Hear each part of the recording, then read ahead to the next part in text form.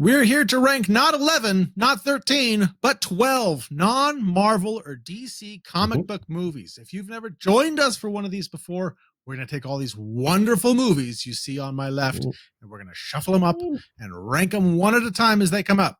So, are you guys ready for this? Oh, yeah. All right, let's go ahead and ready. read out what we have that we're working with today. So, to start out, we have Hellboy, the 2004 version, not the remake and not the recent one. We have The Crow, again, the first one. Yeah. Time Cop, Good. 300, Scott Pilgrim, Mystery Men, Sin City, Teenage Mutant Ninja Turtles, the 1990 version, V for Vendetta, Kick-Ass, Dread, and Men in Black. All right. Are you guys ready to shuffle these up and rank these things? Oh, yeah. All right. Let's give it a shot. So, first up, we have Teenage Mutant Ninja Turtles. All right. I just laugh because I feel like this is going to be one of the more divisive ones on our list. Yeah. I know you love this, it's great. Brody. It's a great movie. Defend your movie. It's up to the test of time. It's still fun. It's still heartwarming when they're all talking to Splinter in the blue fire and they're crying because they haven't seen their master. You've got some cool fight scenes. You got an awesome looking Shredder. I think this is great. Let's not forget.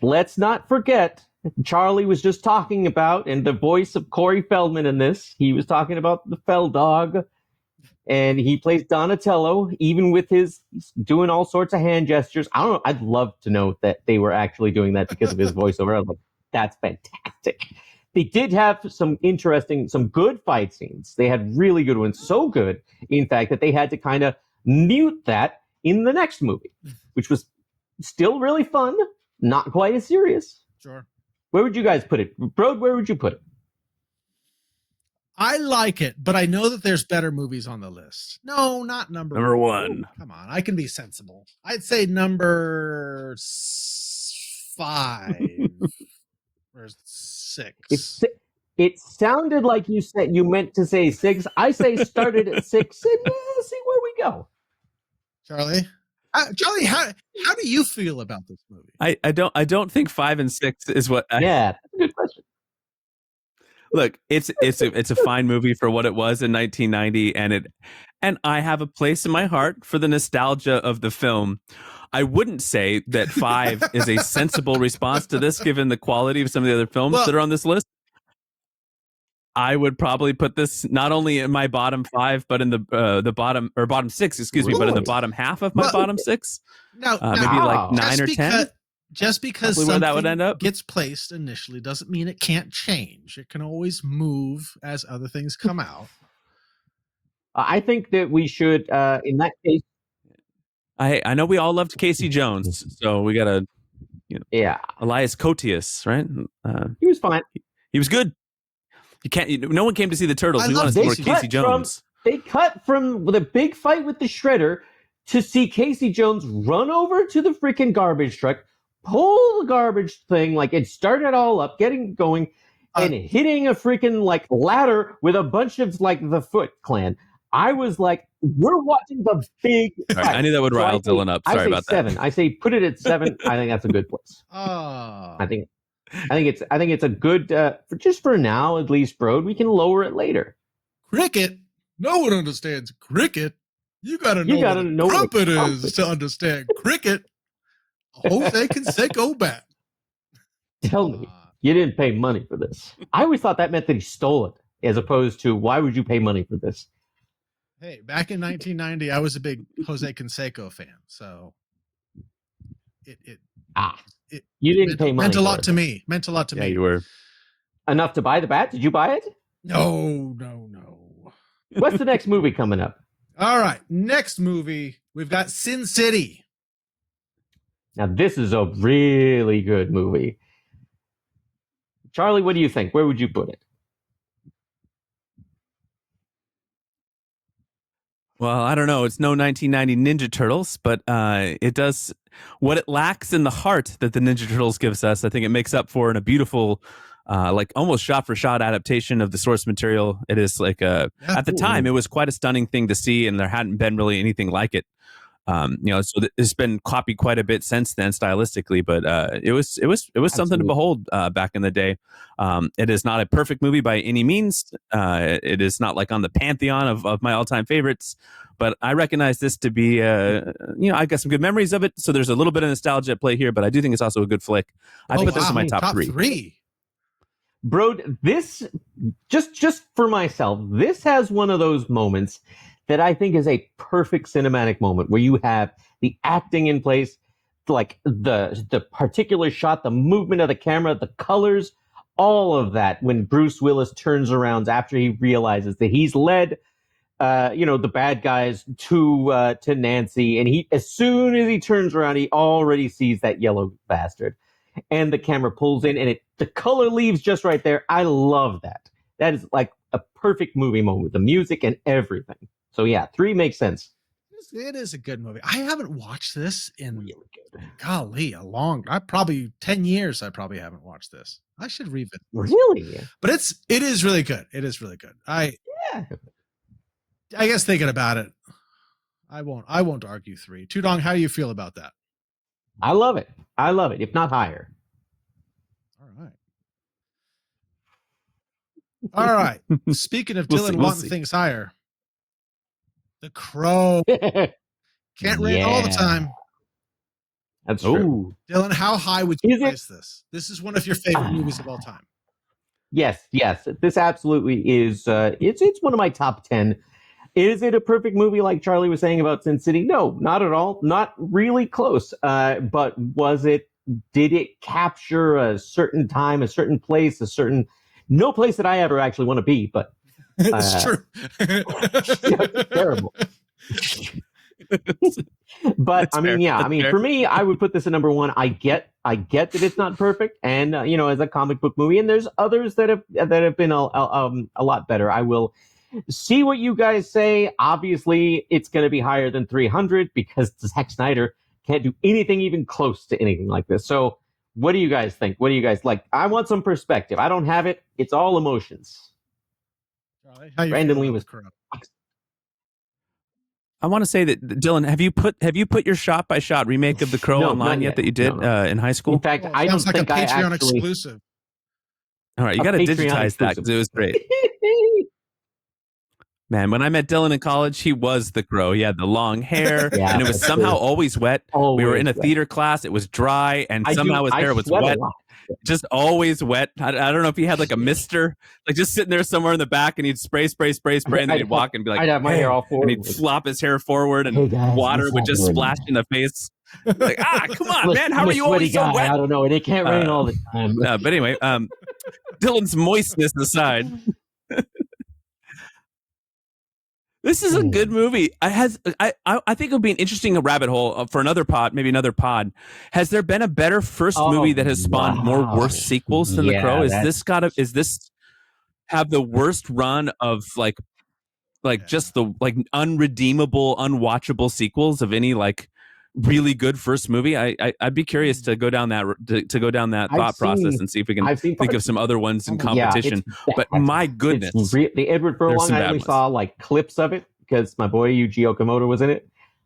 It's so, I'm like, this isn't even a movie at this point. This is not on film. They must have just gotten some kind of a handheld what have you. Well, we're not talking about Crow Salvation or whatever it's called. Right. We're talking about The Crow, the Brandon Lee. Where would you guys put it?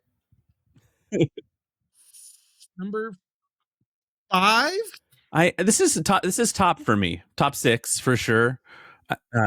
Start out with 5. I'd be comfortable with 5. It could honestly go up for me. I am going to be a reasonable individual.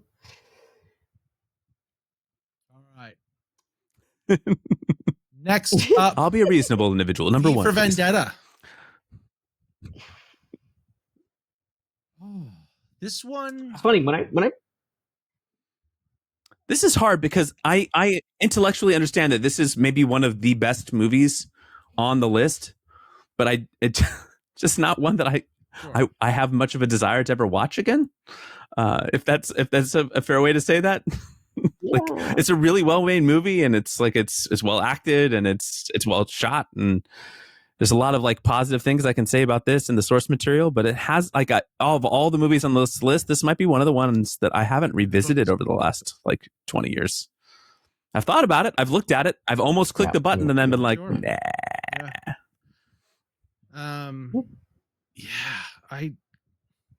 This one's a weird one because this is the Wachowskis. I don't understand the Wachowskis because they like they'll make like an amazing movie like Matrix and V for Vendetta, and then they'll just make like garbage movies like Speed Racer and Matrix Revolutions or whatever the latest one. Like, I don't understand how they can be so polar in their movie making.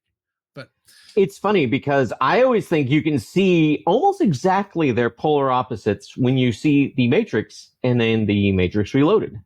And then it's almost like as if it's a set of stairs like The Crow. Then you see Matrix, Revolutions? But then at the end, it's like Matrix Revisited. I don't know, whatever it was. Each one getting worse. Not like a little bit worse, like significantly worse. Either in the graphics, just the story, mainly a lot of the story, actually. Mainly the story. I don't want to give this too much. I'd put this in bottom 6. That's for me. I would say that because I don't want to revisit it. They have one. It's really funny. A movie with Natalie Portman, and she's fine, but Hugo Weaving just steals it in his first scene alone, using all of those V words. I was just like, what? He stole it, but basically that was it. Mm-hmm. He's Hugo really Weaving's gifted. Excellent. Charlie, where would you put this? I need to watch this again.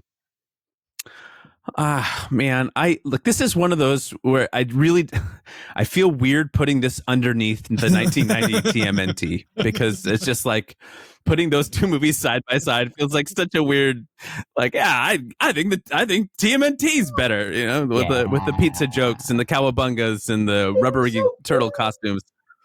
But also, if I had to sit down to watch one tonight, I need to watch this because I was young when I watched this, and probably this hits a little heavier as an adult, and some I need to give it a fair shake, but that's not happening right now. So I'd say probably like 8 or 9, and they can light us up in the comments do that for how dumb we are. We still love you. It's engagement. Yeah. What? That's not 9, Brody. But Hugo Weaving is 8 great. or 9. I figured we started at 8. 9. We're starting at 9. All right. Jeez. Well, you messed up our every other pattern when you put it at 8. This is a better visual. Okay. Next up, if we're going every other, it's either number 1 or number 11. So. Ooh. What? Every other? Yeah, I say number 1 with a bullet. Road. This is fantastic. I agree. This one's great. Come on. It's great. It's great. I love this movie. Yeah, we don't even like, do we need to say anything else about it? I mean, it's when I saw this great movie.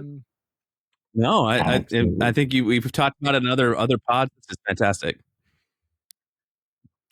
I wish they'd do a sequel, but I think it's probably too much time. But it was an animated sequel. All the same voices. Oh, that doesn't count. Okay. All right. Does not count. Next up, we have 300. This is my 12 because I like this movie. Everybody in this.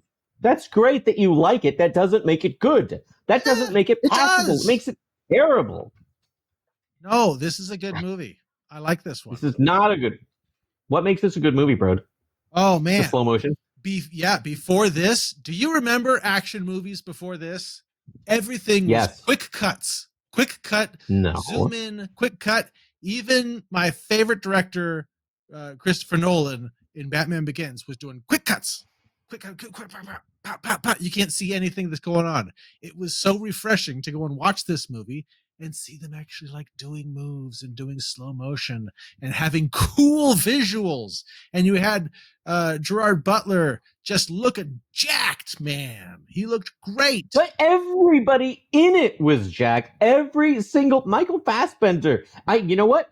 I'll say this: the best Michael part of this Fassbender's movie was awesome. Michael Fassbender when he was just like, "We shall blot out the sun with our arrows," and he's like, "Then we shall fight in the shade." And I was like, "Oh wow, Great. that's good." Not even Zack Snyder can destroy his acting. Great, Oh, everybody else. This is a good one. This is a good one. It's not a good one. There was nothing to it.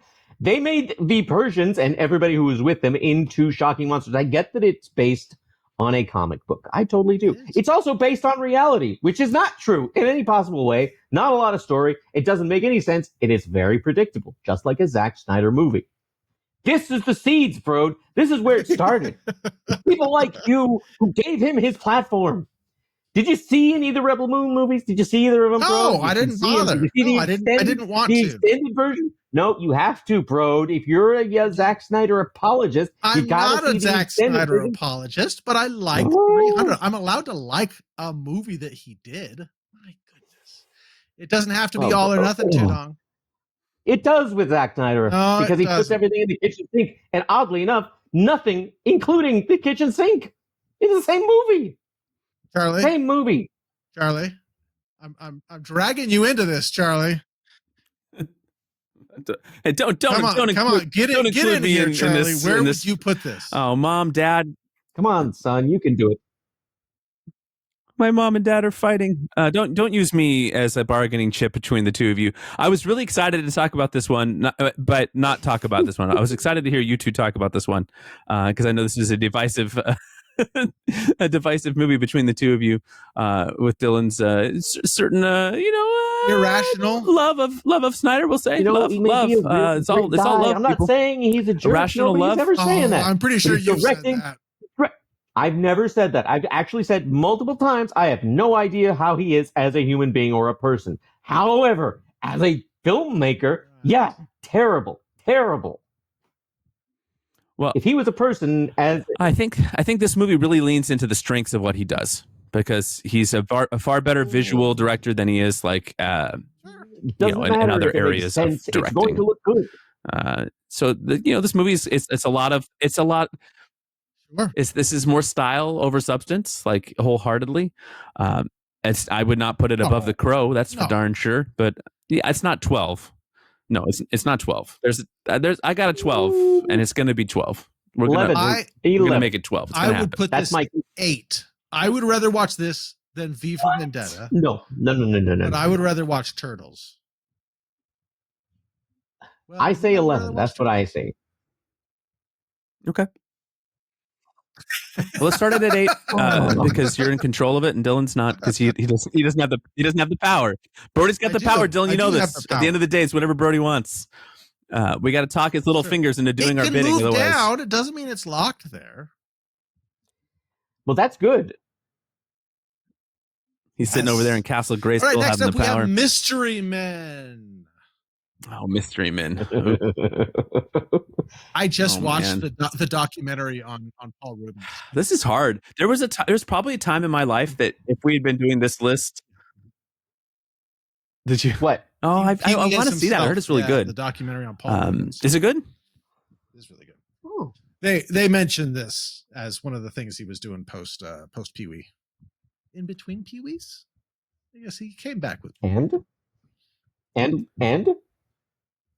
this was this. Did it have a lot of between Pee-wees?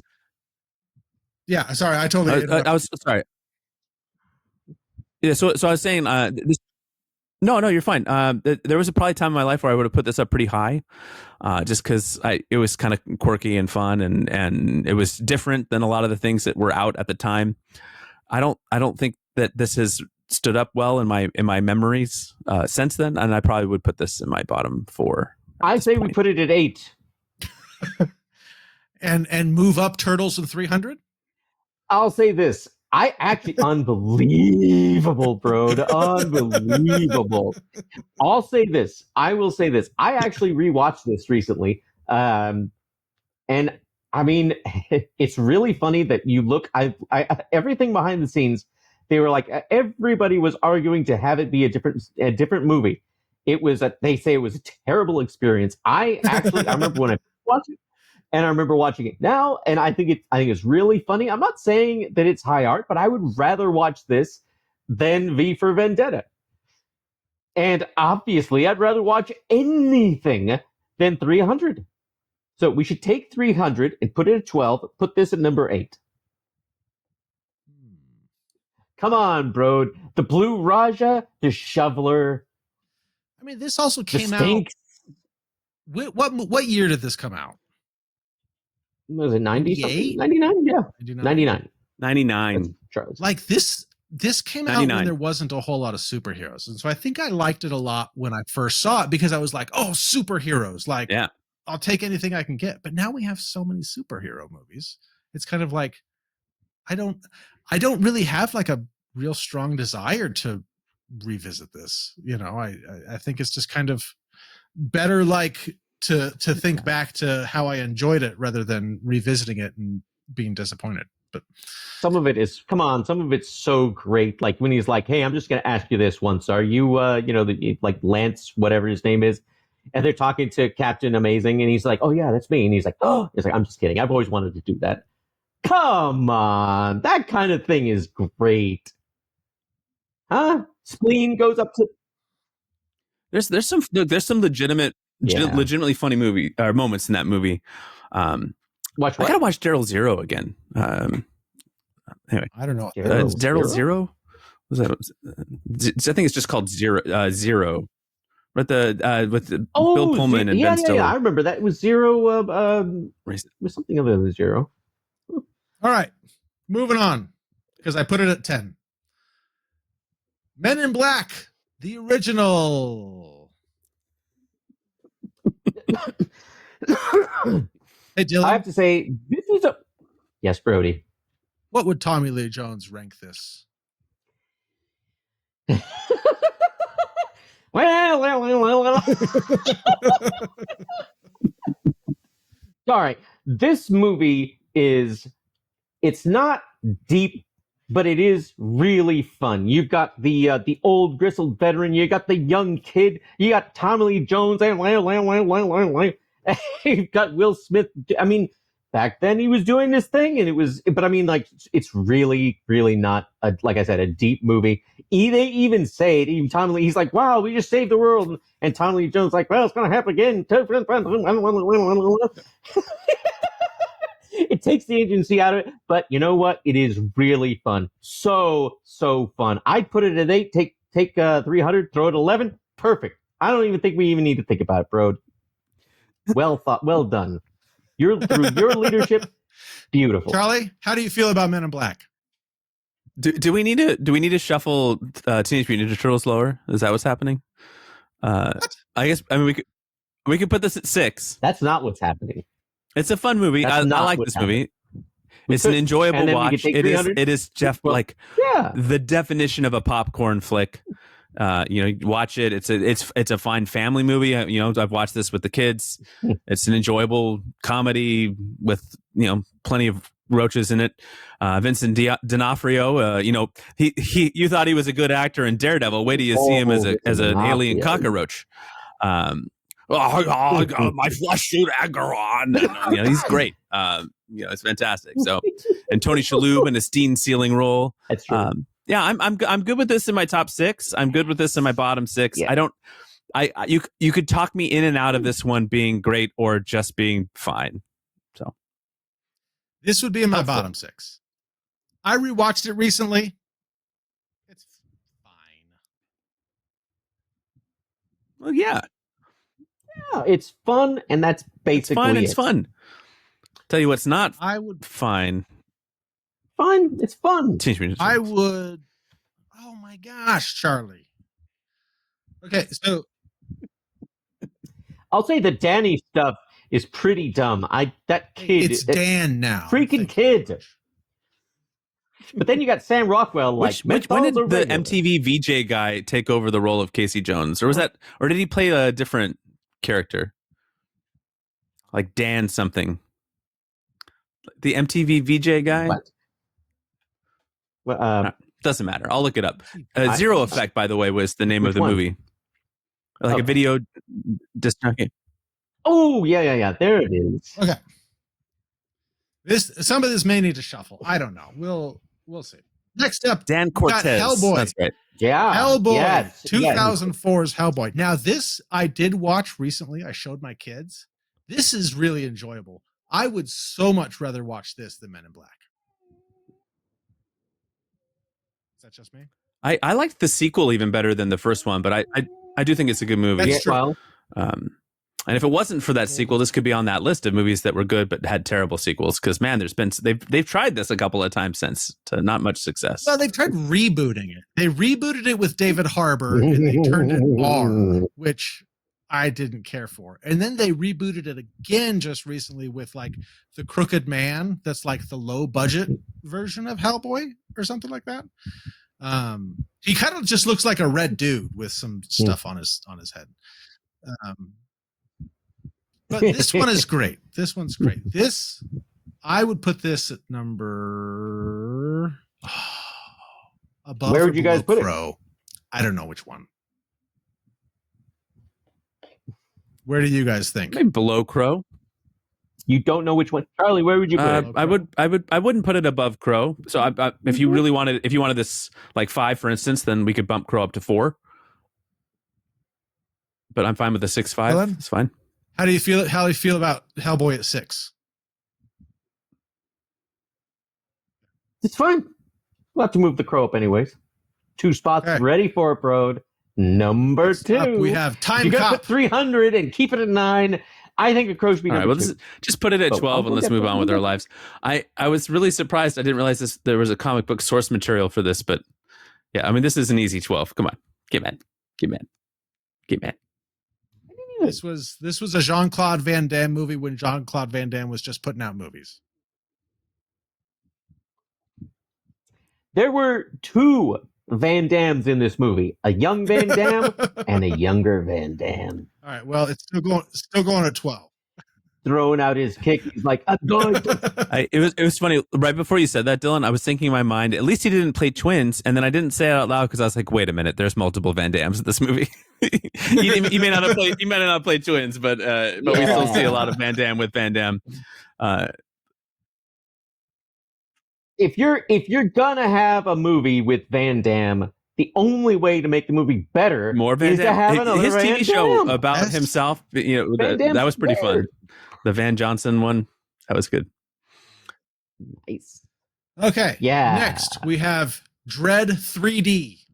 Oh, okay. So we got to move some things around because this is not a 2 or a 4. Sorry, Brody. I know you love this one. No, I don't think it's a 2 or a 4, but I do really like this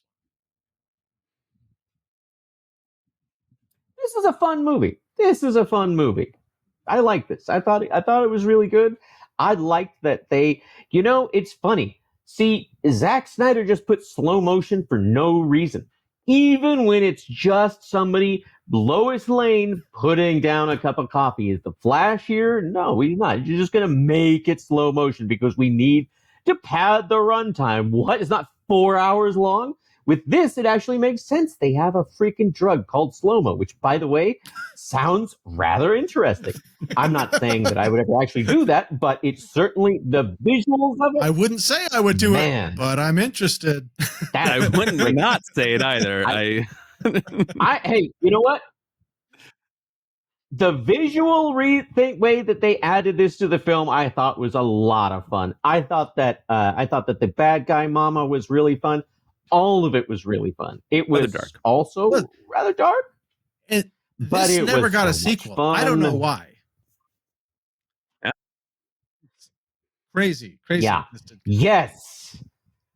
This was one of those that absolutely deserved a sequel. Not 300, which did get a sequel, a prequel, whatever Now, it is. Charlie, Lena Headey's in both. You had a 3D TV. Did you not? Oh God, yeah, Yeah. yeah. Did you watch this in 3D? Oh, dude. Before kids, it was all about cutting edge technology. Now my Yes, TV is like 12 years old, but it doesn't matter. There was a time, that this was a terrible watch in 3D, and this was the first one I ever tried on the TV. I popped the glasses on, and like 10 minutes in, it's like you don't want to admit it's bad because you just spent money on a 3D TV for the technology, and I've got like this like migraine forming behind my eyes, and I'm still trying to just like intensely watch the people slowly like their blood shoot out directly into my face, and it's like, all right, you know what? This is we're gonna retire the 3D feature, and we're gonna be done with this forever. Yeah. And we rode that TV into the ground. It was a glorious thing, but man, yeah, this was not. There's a difference, folks, between movies that are filmed for 3D and then movies that they just put like slap a little 3D tag on it. This was not that. After Avatar, every movie was like 3D. Why not? You'll fry your brain. So where would you guys put Dread? Serious. 6. Move what? Move Crow Move things up. Crow up for and sure. Hellboy up. I mean, I guess Hellboy up. Hellboy to 5 by default, unless you want Dread at 5. I don't know. I like Dread, but I think I like Hellboy more. Tudong, how do you feel about that? I mean, that's fine. He really wants it at 8. He's just trying to or 9. Give me some. Got 300 at 9, bro. I'll just go ahead. 300 at 9, and it I mean, everything. And this kind of leaves a 2-hole for a movie that I think kind of fits in the 2-hole. I'm just glad. So let's pop it up because I think it just goes right in. All right. Next up is Kick-Ass. Matthew Vaughn. Gosh, I love Matthew Vaughn movies. Can I just tell you guys how much I love Matthew Vaughn? I love Matthew Vaughn. I love him. Please. I wish that he made more movies because I love his style. I get that Matthew Vaughn movies are not for everybody. Kick-Ass, not for everybody. Argyle, not for everybody. But he makes. Argyle was an odd movie. That was an odd movie. X-Men. I loved it. Stardust was great. Yeah, X-Men First Class. That's X-Men First Class. Yeah. I know this is a little off topic. Good. X-Men First Class is one of my great what ifs in Hollywood of what would today in my life be like if we got a Matthew Vaughn X-Men trilogy. It'd be a musical. But I liked Layer Cake too. Layer Cake wasn't bad. This is good. This movie actually was better than the comic. I liked a lot of the choices that they made. And the scene where Big Daddy is calling out the stuff, the instructions to Hit Girl as he's on fire. Oh, it's so good. Yeah. It's so good. Yeah, Robin's Revenge. I remember when he did that in the comic book against King Snake. Yeah, I agree that this kind of fits nicely into number 2. Earlier, Brody, you were talking about the kind of like bipolar nature of quality, like in the Wachowski films. Nicolas Cage is like the acting embodiment of that. That was a great bit in Community, the TV show, when they're doing Nicolas Cage, good or bad, or bad. And he really does both quite impressively.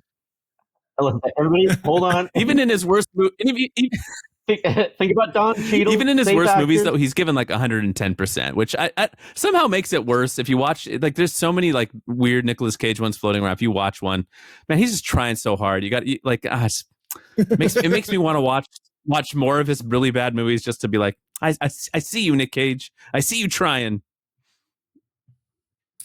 Okay, so we've got everything out. Now, Dylan, I know where you stand. Charlie, how do you feel about the bottom row? I actually am quite happy with the top row. But how do you feel about the bottom? But you're not happy with the bottom row? I don't know. Feeling guilty? You want to move Ninja Turtles a little lower? Because I can feel Dylan's move something lower coming through the screen. And so I just want to make sure that we're aligned on this, because this is gonna lock in the top 12 non-superhero Marvel MCU comic book movies. not non-superhero. Just. I would like to say, by the way, for the record, for everybody out there, I never actually even said we should have the 300 on here. So even if it is at number 12, as far as I'm concerned, it's still too high. So there's really no pleasing me in that regard. So take it with a grain of salt, bro. It's okay. It's okay. Keep going. I still like it. But yes, lots of anger. We could move V for Vendetta and Mystery Men up, and then move Teenage Mutant Ninja Turtles to 11. What? What? Why would we move that? Well, of all things, I'm teasing that? bros. I'm just giving bro a little sass. Yeah, this looks good. This looks good. Lock it in. If you want to because swap of that, I'll and lock V for it. Vendetta for Dylan, that's fine too. But No, like I would rather watch 300 than V for Vendetta. I may watch 300 tonight. We'll see. There you go. All right. Then we're going to go ahead and lock this in as the official Talk Punch top 12 non-Marvel or DC comic book movies. So at number 12, we have Time Cop. At number 11, Mystery Men. Number 10, V for Vendetta. Number 9, 300. Number 8, Hugo. Teenage Mutant Ninja Turtles. Nothing Number redeemable. 7, Men in Black. Number 6, Dread Donatello. 3D. Do we need to call it Dread 3D? Or do we just call it Dread? It gives me a headache when you call it that. I can feel that. At number 6, we have Dread. At number 5, we have Hellboy. Number 4, The Crow. Number 3, Sin City. Number 2, Kick-Ass. And number 1, Scott Pilgrim versus the World. Now, I've got an extra little surprise for us because I put all of these selections into the AI. And I said, hey, give me what you think would be the ranking for these. So I think AI is going to put V for Vendetta number 1. We're going to get roasted. All right, we're going to see how we compare to the AI. All right. So take a look at that. Snapshot that in your mind so that you can remember if we lined anything up. All right. There we go. Now, AI said that this is based on AI said that this is based on impact, critical reception, cultural influence, and fan appreciation with a dash of respect for cult classics and how well they hold up today. So I don't care. I don't care that they put The Crow at number 2. I don't care. You're going to put 300 number 5? Unbelievable. So let me go ahead and read out what the AI said the top 12 is. We agreed with them with Time Cop at number 12. At number 11, Mystery Men. Number 10, Teenage Mutant Ninja Turtles. Number 9, Hellboy. Quite low, if you ask me. Number 8, Men in Black. Number 7, Dread. Number 6, Kick-Ass. Number 5, 300. Number 4, Sin City. Number 3, Scott Pilgrim versus the World. Number 2, The Crow. And number 1, Charlie called it, V for Vendetta. I think I've lost all faith in AI as intelligence. Well, it's based on cultural influence, though, Dylan. And for cultural influence, 300 that right there is absolutely cultural influence, and impact, cultural impact. No, cultural. Which culture? Whose culture? I have never heard anybody ever talk about 300. I talk about it. All right. Let's wind it up, you boys. All right. Well, I think that our list is better anyways. We're smarter than the AI. Our list is better intelligence, anyways. not artificial. All right. That's right. Charlie, how about you wrap us up? Well, we'd love to hear what your order is for these movies. Feel free, give us your top 10 or 12 or 5 or even just your top 1. Let us know. And hey, much like these pictures, nothing really goes neatly into a box. And we all like different things, and that's okay. So if your favorite movie is 300, Dylan still loves you. He just doesn't love the movie, and that's all right. But you know who does love you? We do. And we will see you next time here on Talk Punch. Make sure you hit that like and subscribe and watch some more videos below. Look at that beautiful beard. Focus on the beard. Make the beard bigger, Brody. Go full screen. Full screen Brody is what the people want. Mm-hmm. Yeah, there it is. That's what they came to see. Yeah.